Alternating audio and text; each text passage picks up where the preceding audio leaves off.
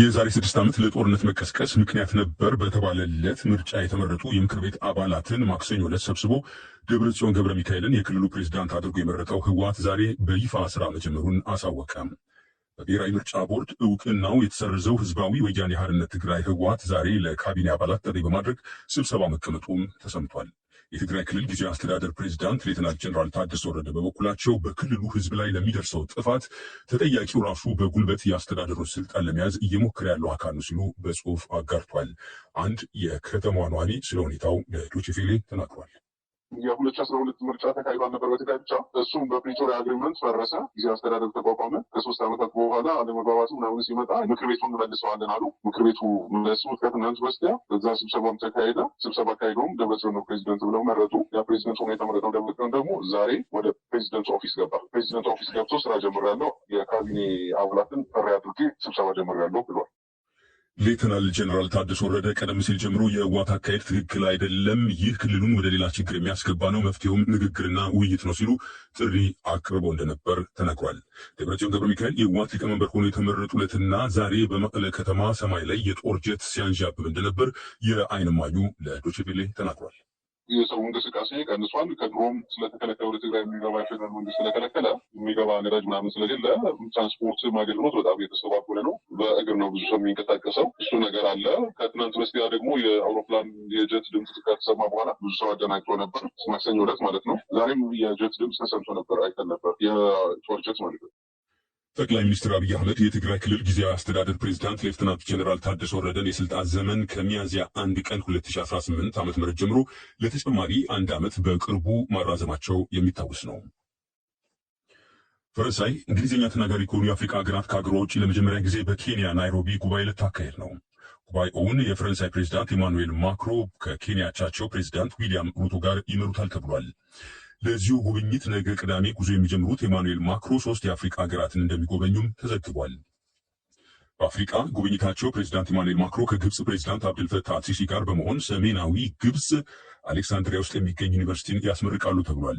ከዚያም ወደ ኬንያ ናይሮቢ አቅንተው ሰኞና ማክሰኞ ዕለት የአፍሪካ መሪዎችንና ባለስልጣናትን እንደሚያናግሩ የዜና ምንጩ የፈረንሳይ ዜና አገልግሎት ዘግቧል።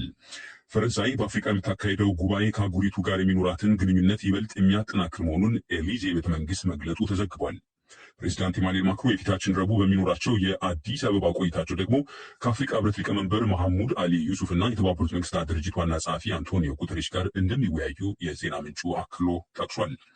ፈረንሳይ በቀድሞ ቅኝ ግዛቶቿ ማሊ፣ ቡርኪና ፋሶና ኒጀር መፈንቅለ መንግስት ከተካሄደና አገራቱ ከሩሲያ ጋር ከተቀራረቡ በኋላ ወታደሮቿ ከእነዚሁ የምዕራብ አፍሪካ ሀገራት ተባረዋል። ከዚያን ጊዜ አንስቶም ከሌሎች የአፍሪካ ሀገራት ጋር ያላትን ግንኙነት የበለጠ ለማጠናከር እየጣረች መሆኑ ተዘግቧል። ብርቱ የረሃብ አደጋ ያጠላባት ሶማሊያ ውስጥ እልቂት ከመከሰቱ በፊት አስቸኳይ ድጋፍ እንዲደረግ ዓለም አቀፉ የተባበሩት መንግስታት ድርጅት የምግብ መርሃ ግብር WFP ዛሬ አሳሰበም። ተቋሙ አስቸኳይ ገንዘብ ድጋፍ ካላገኘ በረሃብ እጅግ የገረጡ በርካታ ሰዎች በሚገኙባት ሶማሊያ ከ2 ወራት በኋላ እርዳታ መስጠቱን ለማቋረጥ እንደሚገደድም አስጠንቅቋል። ሶማሊያ ውስጥ በተለይ ለረዥም ጊዜያት ዝናብ ባለመጣሉና ግጭት ባለማቋረጡ የተነሳ ሰብሎች መድረቃቸው፣ የቤት እንስሳትም በገፍ ማለቃቸው ተዘግቧል። በኢራን ጦርነት የተነሳ የውጭ እርዳታዎች በከፍተኛ ሁኔታ መቀነሳቸውም በሶማሊያ ያለውን የረሃብ ሁኔታ እጅግ አደገኛ ደረጃ ላይ ማድረሱን ተመድ ዘግቧል። ይህ ከቦን ከተማም የራይን ወንዝ አቅራቢያ የሚተላለፈው የዶይቼ ቬለ የዓለም ዜና ነው። ሳውዲ አረቢያ የአየር ክልሏንና የጦር ሰፈሮቿን ዩናይትድ ስቴትስ በኢራን ፍኖተ ሆርሙዝ ዘመቻ ወቅት እንዳትጠቀም ማገዷን አሳወቀች። ይህንንም 2 ሳዑዲ አረቢያ ምንጮች እንደነገሩት የፈረንሳይ ዜና አገልግሎት AFP ዛሬ አርብ ዘግቧል። በጉዳዩ አሳሳቢነት የተነሳ ማንነታቸው እንዳይገለጥ ለዜና አውታሩ የተናገሩት 2ቱ ምንጮች ሆኖም ዩናይትድ ስቴትስ የሆርሙዝ ሰርጥን ከማስከፈት ዘመቻ ውጪ የሳውዲ አረቢያ የአየር ክልልና የጦር ሰፈሮችን መጠቀሟን ትቀጥላለች። ሳውዲ አረቢያ ግዛቷና የአየር ክልሏ ኢራንን ለማጥቃት እንደማትፈቅድ በተደጋጋሚ ስትገልጽ ቆይታለች። በሳውዲ አረቢያ እንደ መሪ የሚወሰዱት አልጋውራሽ ልዑል መሐመድ ቢን ሳልማን ለፕሬዝዳንት ዶናልድ ትራምፕ በቀጥታ ደውለው ዩናይትድ ስቴትስ ፍኖተ ሆርሙዝን በማስከፈት ዘመቻዋ ሀገራቸው የአየር ክልሏንና ድንበሯን እንደማትፈቅድ መናገራቸውን የዩናይትድ ስቴትስ መገናኛ አውታሮች ዘግበዋል። በዩናይትድ ስቴትስ ጦር ትናንት መርከቧ የሆርሙዝ ሰርጥ ላይ የተመታባት ኢራን ጥቃቱን ዛሬ አወገዘች። ጠባጫሪ ላለችው ማናቸውም ድርጊት አጸፋ ለመስጠት ሙሉ ዝግጅት ማድረጓን ማስጠንቅቃለች። በኢራን ጦር ሰራዊትና በዩናይትድ ስቴትስ መካከል ፍኖተ ሆርሙዝ ላይ ዛሬ የተስፋፋ ግጭት እንደነበር ከፊል መንግስታዊው የሆነው የፋርስ ዜና መዘገቡን ሮይተርስ የዜና ምንጭ አትቷል። የኢራን የውጭ ጉዳይ ሚኒስትር ቃል አቀባይ እስማኤል ባጋይ ዩናይትድ ስቴትስን ድርጊት አውግዟል። ትናንት ማታ የተፈጸመው ድርጊት የዓለም አቀፍ ሕግን የሚጥስ ብሎም የተባበሩ መንግስታት ድርጅት መተዳደሪያ ደንብን የሚጻረር ነው። ለመጀመሪያ ጊዜ የሆነ አይደለም። በእርግጥም እንደምትገነዘቡት የአገሪቱ ማለትም የኢራን ተከላካዮች የተሟላ አጸፋ ሰጥተዋል። ጠባጫሪዎቹንም በደንብ ደብድበውም አባረዋቸዋል። ምንም እንኳን በተኩስ አቁሙ ስምምነታችን እንደጸናም ብንቆይም ጦር ሰራዊታችን ሙሉ ለሙሉ ዝግጁ እንደሆነ ይቆያል። ሁኔታውንም በቅርበት ይከታተላል።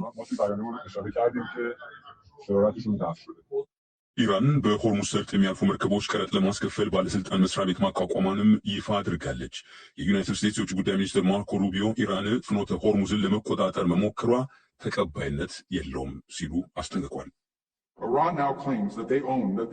ኢራን አሁን ዓለም አቀፍ የውሃ መስመርን ለመቆጣጠር መብት እንዳላት የራሷም እንደሆነ አድርጋ እየተናገረች ነው። ያን ለመቆጣጠርም መብቱ እንዳላቸው ነው የሚናገሩት። ዓለም ስለዚህ ምንድን ነው የሚያደርገው? ኢራን ዓለም አቀፍ የውሃ መስመርን አሁን ስትቆጣጠር ዓለም ዝም ብሎ ነው የሚቀበለው? ምክንያቱም ዓለም ያን ለመቀበል ዝግጁ ከሆነ እንዲያውም ለዚያ ይዘጋጅ። ልክ እንደዚህ ሌሎች 10 ሀገሮች ዓለም አቀፍ የውሃ መስመሮችን አሊያም አጠገባቸው ካሉ ሀገራት ዓለም አቀፍ የውሃ ፍሰቶችን ልቆጣጠር ይላሉ። ያን የተለመደ ማድረግ ፈጽሞ የማይታሰብ ነው። በዩናይትድ ስቴትስ እና ኢራን የሰሞኑ ፍጥጫ የተኩስ አቁሙ ዳግም ተጥሶ ወደ ሌላ ግጭት እንዳይገባ እጅግ አስግቷል። ይህ በእንዲህ እንዳለ ማምሻውን በደረሰን ዜና መሰረት ዩናይትድ ስቴትስ የወደብ ክልከላ ደንቧን ጥሷል ያለቻቸው 2 የኢራን መርከቦች ላይ ዛሬ ተኩስ መክፈቷን አሳውቃለች። ዩናይትድ ስቴትስ እና ወደ ኢራን የሚጓዙ መርከቦች ላይ ክልከላ ከጣለችበት ካለፈው ሚያዝያ 5 ቀን 2018 ዓ.ም አንስቶ እስካሁን በኃይል ለማለፍ ሞከሩ ያለቻቸው 4 መርከቦችን ማስቆሟን ይፋ አድርጋለች። ዩናይትድ ስቴትስ ክልከላውን ያወጀችው ከኢራን ጋር ፓኪስታን ውስጥ ታደርግ የነበረው ንግግር ውድቅ ከሆነ በኋላ ነው። ይህ ዶይቼ ቬለ ሬዲዮ ነው።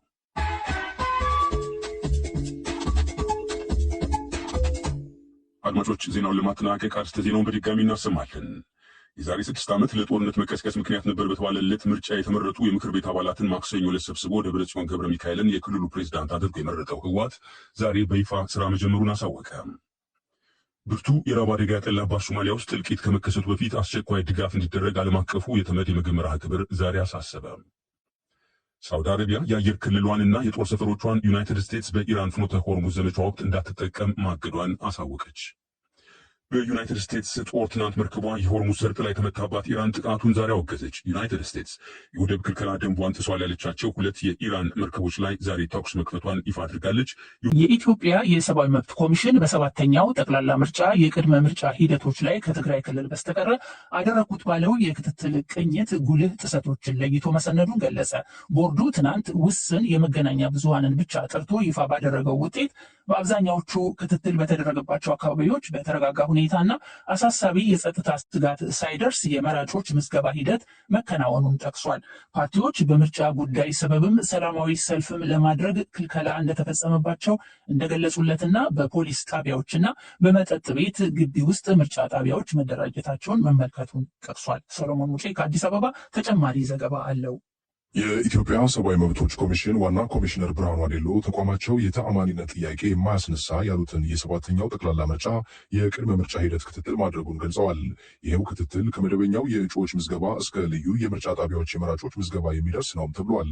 የኮሚሽኑ የሲቪልና የፖለቲካ መብቶች ዳይሬክተር ወይዘሮ መቅደስ አመኑ እንዳሉት ቃለመጠይቆችና የቡድን ውይይቶችን በማድረግ የተከናወነው ይህ ክትትል ከትግራይ ክልል ውጭ የተሰራ ነው። 95 የሀገር ውስጥ ተፈናቃዮች የሚመርጡባቸው የምርጫ ጣቢያዎች መቋቋማቸውም በበጎ ከተለዩ ግኝቶች መካከል አንዱ ሆኖ ተገልጿል።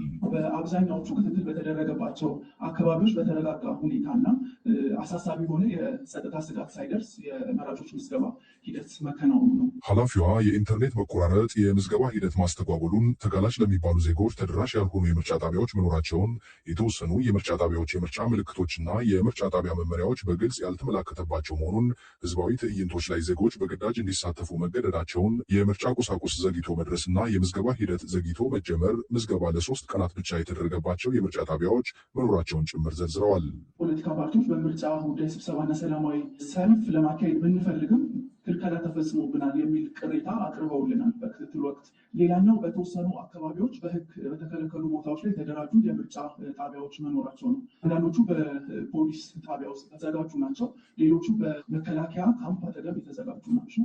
ከዚህ ውስጥ አንዱ ደግሞ መጠጥ የሚሸጥበት ቦታ ግሮሰሪ ግቢ ውስጥ የተደራጀ የምርጫ ጣቢያ ነው ማለት ነው። እንዲህ ያሉ ግልጽ የሕግ ጥሰቶች መስተዋላቸውን የተለያዩ የፖለቲካ ፓርቲዎች በተደጋጋሚ ሲገልጹ ቆይተዋል። 8 ክልላዊ የፖለቲካ ድርጅቶችን ያሰባሰበው ሰላም ለኢትዮጵያ የተባለው ጥምረት አንዱ ሲሆን ከዚህ በፊት ይህንኑ በጥምረቱ ዋና ፈጻሚ አቶ ዳሮታ ጉማ በኩል ለዶይቼ ቬለ ደጋግሞ ገልጾ ነበር። አንድ ሰው ከአንድ በላይ ካርድ የወሰደበትና የተመዘገበበት ጣቢያና የካርዱ ፎቶም ጭምር ደርሶናል። በዛ መሰረት ካርዱ በእነሱ ተወስዶ እንዲያልቅ የማድረግ ስራ እየተሰራ እንደሆነና ምናልባት ሌሎቹ ፓርቲዎች ሊመርጡ ይችላሉ የሚባሉ ዜጎች ካርዱን እንዳያገኙ የማድረግና የማግለል ስራ እየተሰራ እንደሆነ ይህንን ያው ከግንዛቤ ይዘናል። ሁለተኛ አንዳንዱ ቦታዎች ላይ እንደዚሁ ምዝገባ ጣቢያዎች ዝግ የሚሆኑባቸው እና የማይከፈቱባቸው አካባቢዎችም እንደዚሁ ታዝበናል። የኢትዮጵያ ብሔራዊ ምርጫ ቦርድ ከዚሁ ከኢሰመኮ የዳሰሳ ውጤት በፊት በመራጮች ምዝገባ ሂደት ወቅት የሕግ ጥሰት ፈጽመዋል ያላቸውና በ5 ክልሎች ውስጥ የሚገኙ 22 የምርጫ ጣቢያዎችን መዝጋቱን ይፋ አድርጎ ነበር። አቶ ዳሮታ ጉማ በወቅቱ እንደነገሩን በአባሎቻቸው በደጋፊዎቻቸውና በእጩዎቻቸው ላይ ጥቃትና የሰብአዊ መብት ጥሰት ሲደርስ ቆይቷል። እጩ ይታሰራል፣ ወኪሎቻችን ይታሰራሉ። ከእጩዎቻችን ጋር የቆሙ ሰዎች ለምን ከእሱ ጋር ትቆማለህ? እሱ እኮ የመንግስት ተቃዋሚ ነው፣ መንግስትን የሚቃወም ሰው ጋር እንዴት ትቆማለህ? ተብለው እነዚህ ታስሯል። ብሔራዊው የሰብአዊ መብቶች ድርጅት እንዲህ ያሉ መሰረታዊ የምርጫ ወቅት የዳሰሳ ግኝቶች ሲገለጹ ውስን መገናኛ ብዙሃንን ብቻ መጋበዙ ጥያቄ የሚያጭር ሆኗል። ዶይቼ ቬለ ባሰባሰበው መረጃ ኢሰመኮ ካገኘው የቅድመ ምርጫ ሂደት የዳሰሳ ውጤት በተጨማሪ እድሜያቸው ለምርጫ ያልደረሱ ሰዎች የምርጫ ካርድ እንዲወስዱ የተገደዱባቸው ቦታዎች አሉ። ይህም ብቻ አይደለም። በአዲስ አበባ በየቤቱ የዞሩ ዜጎች ካርድ እንዲወስዱ ያስገደዱ የገዢው ፓርቲና የመንግስት ተወካዮች መኖራቸውን ለመረዳት ችለናል። ካርድ ወስጃለሁ። ካርዱም ፎቶ በመነሳት የፈለግነውን እንዳንመርጥ የከሌን ምረጡ በማለት ተጠርተን ካርዱን ተመዝግቤ ወስጃለሁ። የኢትዮጵያ ሰብአዊ መብቶች ኮሚሽን የጸጥታ አካላትም ሆነ መንግስት በቀጣይ ከሚኖሩ የምርጫ ሂደቶች ጣልቃ ከመግባት እንዲቆጠቡ መክሯል።